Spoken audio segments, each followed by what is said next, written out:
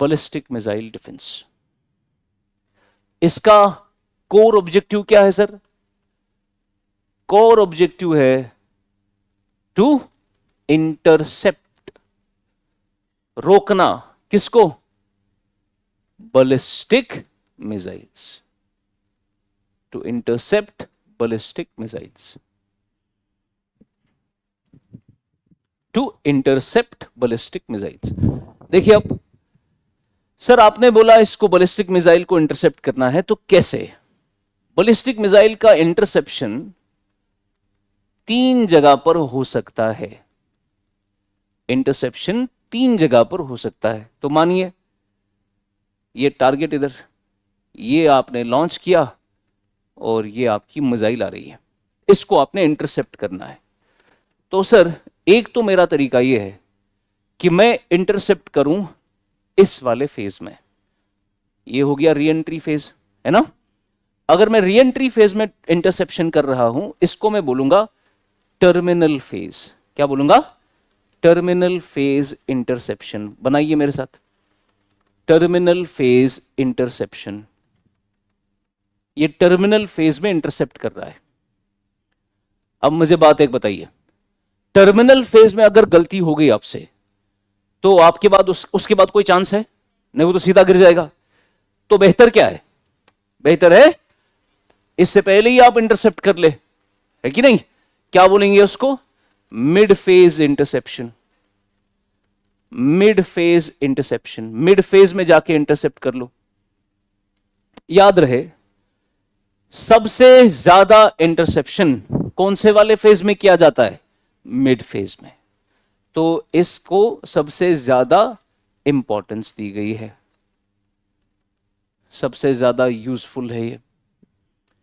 अब सवाल है, some countries have also developed capability कि मिसाइल जब लॉन्च हो रही है, यानी लॉन्च फेज में, उसी वक्त इंटरसेप्शन करना। लॉन्च फेज में ही, जब आपका बूस्ट ही चल रहा था, तो यानी आप ऐसा मिसाइल लगाएंगे जो आपको इसी फेज में, बूस्ट फेज में ही इंटरसेप्शन कर सकता है।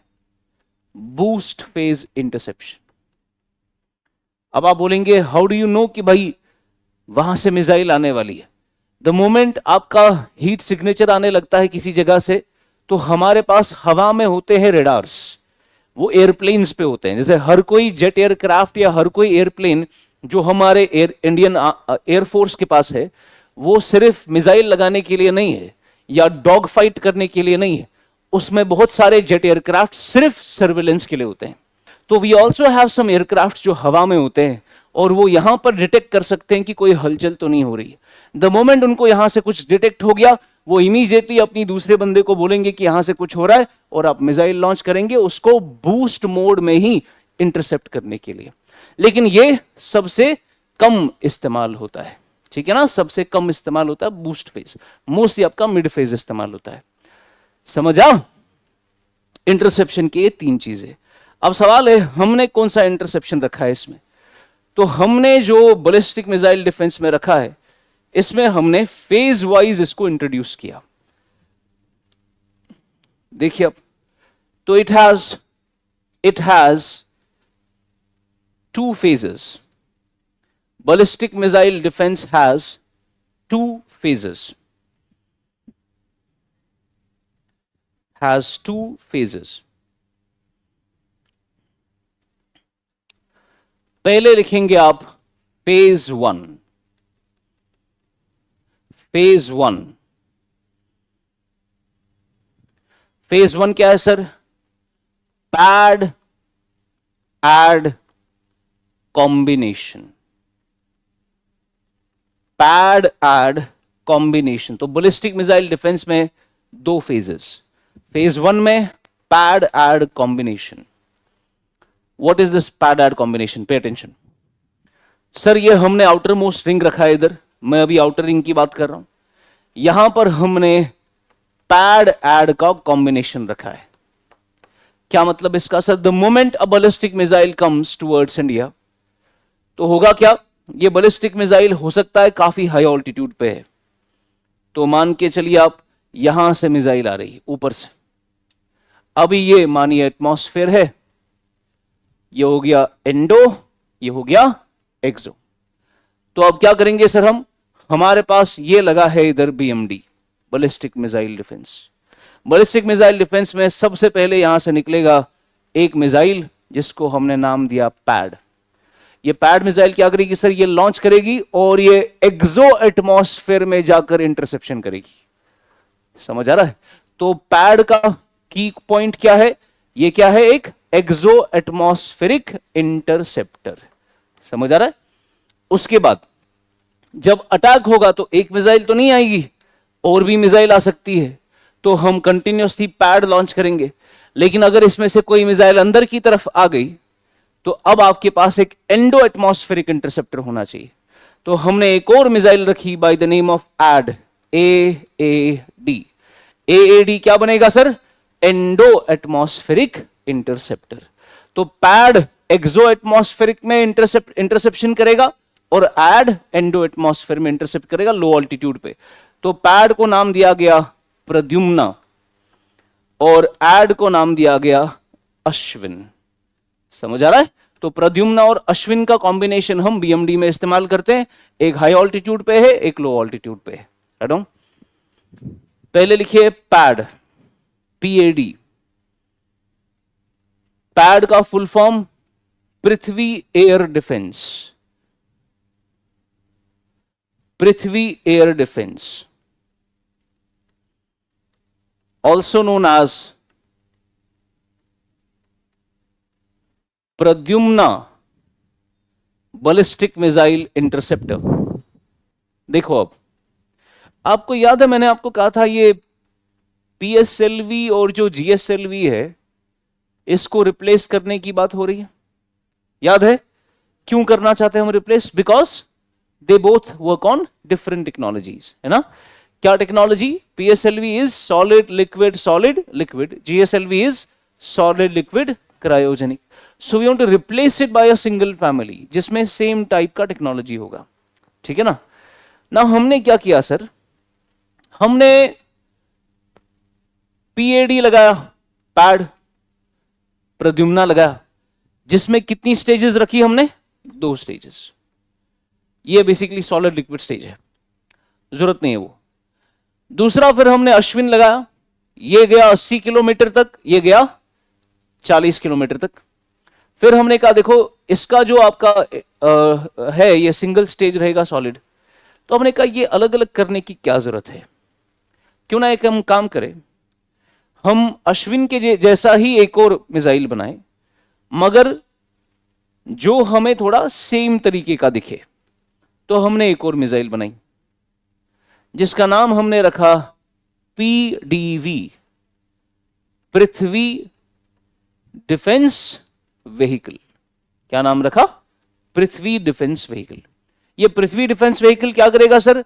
ये पैड को रिप्लेस करेगा, ये पैड को रिप्लेस करेगा। और इसका ऑल्टीट्यूड क्या होगा सर? ये 50 किलोमीटर से शुरू होगा, जहां से अश्विन खत्म होता है वहां से शुरू होगा, और ये 50 किलोमीटर से ऊपर ऊपर हमें 180 किलोमीटर तक ले सकता है। So it is not like pad जो अप टू 80 पर ही आपका वापस आ जाएगा। ये आपका जो पृथ्वी डिफेंस व्हीकल है ये 50 किलोमीटर से लेकर 180 किलोमीटर तक जा सकता है, इतनी सारी रेंज कवर करेगा। That is your PDV। अब ये बनाया जा रहा है अभी। तो यहां पर आपने 2 लिखे, नीचे लिखेंगे PDV, पृथ्वी डिफेंस व्हीकल, पृथ्वी डिफेंस व्हीकल। सर सबसे पहले हमने जब बैलिस्टिक मिसाइल को रोकना है तो हमने एक मिसाइल बनाई अश्विन जो कहां तक रोकेगी? 40 किलोमीटर। उसके बाद सर हमने एक और बनाई थी, दैट वाज प्रद्युम्ना, जो कहां तक रोक सकती है? 80। फिर हमने एक और बनाई जो कहां तक रोक सकती है? 180। तो हम क्या करने की कोशिश कर रहे हैं? मिड फेज इंटरसेप्शन, है ना, जो मैंने आपको कहा सबसे ज्यादा इस्तेमाल होता है। री एंट्री पे रोकना बहुत मुश्किल है। लेकिन अब हमने क्या किया, हमने ये भी सोचा, ये हो गया आपका पैड, एड एंड PDV। हमने ये भी सोचा कि सर कल को हो सकता है ऐसा हो जाए कि आउटर स्पेस में जो ऑर्बिट है जिसमें सैटेलाइट लगी है चाइना की, हो सकता है वहां से कुछ लॉन्च हो जाए और हमें उनकी सैटेलाइट को मारना पड़े। उस वक्त हमारा ना ऐड चलेगा, ना पैड चलेगा, ना पीडीवी चलेगा, बिकॉज वो सैटेलाइट काफी ऊंची है, वो ऑर्बिट के अंदर है। तो क्या करें सर? तो हमने कहा एक काम करते हैं, एक और बनाते हैं, पृथ्वी डिफेंस व्हीकल मार्क 2। क्या बनाते हैं? पृथ्वी डिफेंस व्हीकल मार्क 2। ये सीधा निकलेगा और कहां जाएगा? आउटर स्पेस में, ऑर्बिट में सैटेलाइट को उड़ाने। क्या हमने इससे पहले सैटेलाइट को उड़ाया था? क्या नाम से? मिशन शक्ति। मिशन शक्ति में जो मिसाइल इस्तेमाल हुई है, that is Prithvi defence vehicle mark 2। समझा? जो मैंने आपको दिखाया था ना, एसैट, इंडिया का एंटी सैटेलाइट वेपन, यही इंडिया का एंटी सैटेलाइट वेपन है। समझा? उस वक्त मैंने ये नहीं बोला आपको, बिकॉज मुझे पीडीवी बताना था। तो एंटी सैटेलाइट वेपन इंडिया का कौन सा है? Prithvi defence vehicle mark 2। Right on. अब आप यहां पे लिखेंगे एक और चीज इसके नीचे, पृथ्वी डिफेंस व्हीकल मार्क 2। ये फेज 1 में जो पैड ऐड का कॉम्बिनेशन था, स्पेशली जो पैड है, ये काफी दूर से आने वाली मिसाइल्स को रोक सकता है। कौन सी वाली मिसाइल्स? आपने लिखा medium range and intermediate range. Intermediate range is also known as long range, है ना? शॉर्ट में मेरा सवाल यह है, if a missile has been launched from intercontinental range 5500 kilometres, intercontinental range वाली मिसाइल को हमारा पैड ऐड कॉम्बिनेशन नहीं रोक सकता। समझा? बिकॉज अगर वो रोक पाता तो ये प्रद्युम्ना रोक सकता था, पर Pradyumna does not have the capacity to basically go beyond long range. ये इंटरकॉन्टिनेंटल रेंज नहीं जा सकता। इसीलिए अगर हमें इंटरकॉन्टिनेंटल आईसीबीएम को रोकना है, उसके लिए we need to go to phase 2। तो that is the beginning of phase 2। Phase 2,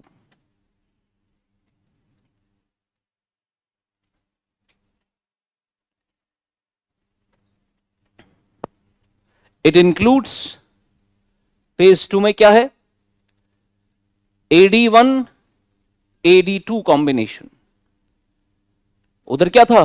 pad add combination. इधर है AD1 AD2 कॉम्बिनेशन। AD का मतलब हो गया एयर डिफेंस, AD1 AD2। इसमें आप फर्स्ट लिखेंगे AD1, AD1, AD1। सर ये एक्सो एटमॉस्फेयर में जाएगा, एंडो में जाएगा? ये दोनों में जाएगा। It is both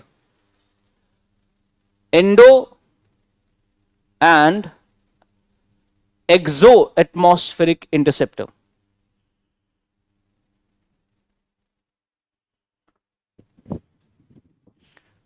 endo and exo atmospheric interceptor. It targets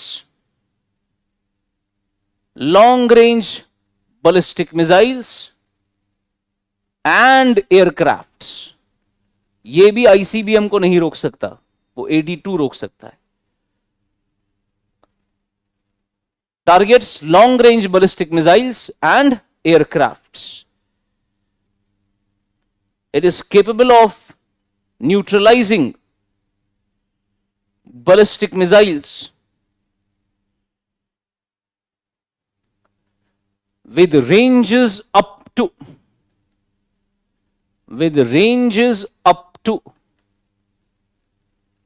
5,000 kilometers। Ranges up to 5,000 kilometers। तो ये एंडो भी है, एक्सो भी है, 5,000 तक की मिसाइल्स को रोक सकता है। उसके बाद इंडिया ने बनाना है AD2। AD2 AD2 क्या है सर? इट इज इसमें लिखो, is an exo atmospheric interceptor. सिर्फ exo atmospheric interceptor.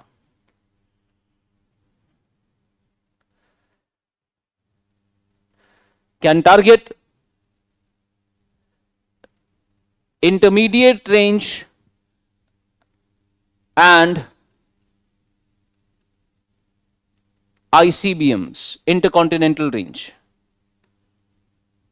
intermediate range and intercontinental range ballistic missiles. It can engage targets between 3,000 to 5,500 kilometers. 3,000 to 5,500 kilometers. 3,500 लिखना, sorry. 3,500 to 5,500 kilometers. लिखा? देखिए, अब फिर से रिवाइज करते हैं. हमने सबसे पहले कौन सी रिंग लिखी? Outer ring. आउटर रिंग में क्या डाला हमने? Ballistic missile defence. Ballistic missile defence में दो फेजेस है. सबसे पहला फेज 1, उसके बाद फेज 2. फेज 1 में पैड एड कॉम्बिनेशन, फेज 2 में AD1 AD2 combination. PAD AAD combination में हमारे पास PAD is Pradyumna, it is exo atmospheric. उसके बाद AD is Ashwin, it is endo atmospheric. उसके बाद पीडीवी जो आपका 50 किलोमीटर से 180 किलोमीटर तक जा सकता है. PDV will replace what? It will replace pad. उसके बाद PDV mark 2 which is an India's anti satellite weapon. उसके बाद फेज 2 इंडिया ने अभी शुरू किया. अभी ये डिप्लॉय नहीं हुआ है, ये डिप्लॉय हो चुका है, ये डिप्लॉय नहीं हुआ, ये फेज 2 शुरू हुआ अभी. इसमें AD1 एंडो एक्सो एटमॉस्फेरिक दोनों है. ये आपकी 5,000 तक किलोमीटर तक की मिसाइल को इंटरसेप्ट कर सकता है. AD2 है आपके पास एक्सो ओनली, और ये सिर्फ IRBM और ICBM के लिए बनाई गई है. This is the combination that India has in the outer ring. पर इसमें याद रहे ये अभी डिप्लॉय नहीं हुआ है. For more informative content, like, share and subscribe, and do not forget to press the bell icon to get the notifications.